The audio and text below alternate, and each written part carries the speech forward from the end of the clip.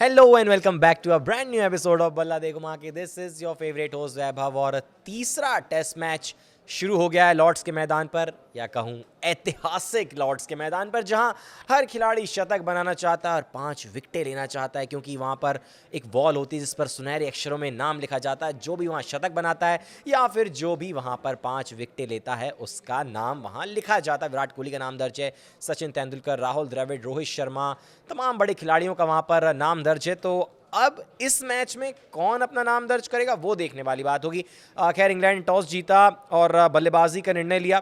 उसके अलावा आप देख सकते हैं कि लंच तक का खेल जो है अब तक हो गया है, और अच्छी खबर ये है कि जसप्रीत बुमराह की वापसी हो गई है प्रसिद्ध कृष्णा की जगह। अब थोड़ा सा गेंदबाजी के बारे में ज़्यादा बात करते हैं, क्योंकि बल्लेबाजी एक्चुअली अच्छा कर रही है, बल्लेबाजी बहुत बेहतर कर रही है इस टीम की। और अब ज़रूरत है इस बारे में बात करने की कि गेंदबाजी कितनी धारदार और होगी, क्या कुछ और ऐड होगा, उसके बारे में बात करते हैं।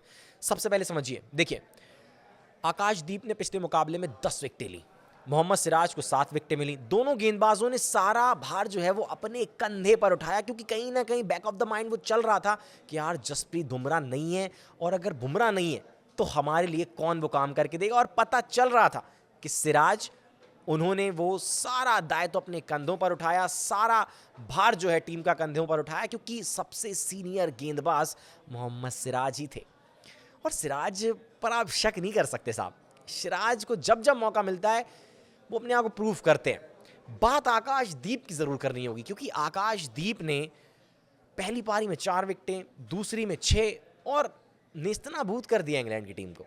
अब ये फील करा दिया कि शायद आज आपके पास जेम्स एंडरसन नहीं है, आपके पास स्टुअर्ट ब्रॉड नहीं है, और हमारे पास भी जसप्रीत बुमराह नहीं है, बट हम है ना, मैं यहाँ खड़ा हूँ। वो एक इशारा किया उन्होंने कि मैं यहाँ खड़ा हूँ, और वो इशारा बता रहा था कि आकाशदीप का कॉन्फिडेंस कितना हाई है।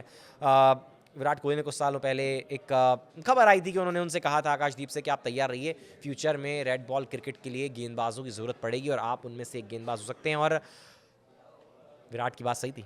अब देखिए, लंच तक का खेल हो गया है, 83 पे 2 हैं, लेकिन अच्छी बात क्या है और थोड़ी आश्चर्य करने वाली बात भी है कि जसप्रीत बुमराह को अभी तक कोई विकेट नहीं मिली है।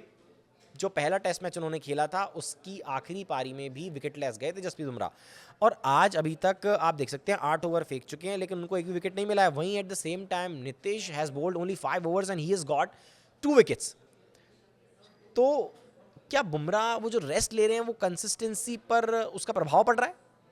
आई मीन पता नहीं, बट फैंस तो बोलेंगे, क्योंकि वर्कलोड मैनेजमेंट की जब बात होती है तो मिचेल स्टार्क को हम देखते हैं, he plays all the 3 formats for his country, at the same time he bowls to the fullest, at his maximum capacity he bowls for his country.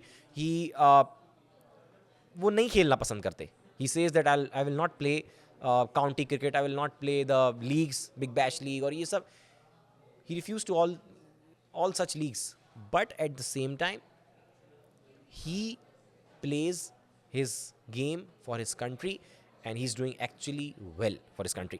अब देखिए, एक सवाल और ये भी है कि जसप्रीत बुमराह को विकेटें नहीं मिल रही है, कंसिस्टेंसी पे ऊपर थोड़ी सी बात करनी होगी, लेकिन बात एक ये भी है कि ये जो लॉर्ड्स का मैदान है यहाँ पर अभी गेंदबाजी सही चल रही है, बल्लेबाजी आसान नज़र आ रही है। बहुत ज़्यादा वो ऐतिहासिक लॉर्ड्स का मैदान जो हमने देखा था वो नज़र नहीं आ रहा है, क्योंकि 83 पे 2 है, 25 ओवर, मतलब सही चल रहा है मामला सही चल रहा है। और जसप्रीत बुमराह क्योंकि आ गए हैं तो इस गेंदबाजी में थोड़ा सा और एक्सपीरियंस आता है उनके साथ, और वो अकेले भी पूरी टीम समेटने की मादा रखते हैं। He is one of the finest bowlers in the present time. तो जसप्रीत बुमराह पे शक करना तो मेरे ख्याल से बेवकूफ़ी होगी, लेकिन शायद वर्कलोड मैनेजमेंट के ऊपर थोड़ा सा ज़्यादा और बात करनी होगी। Thanks for watching, but at the same time when the day will over, we will come back and we will give you the updates. Thank you.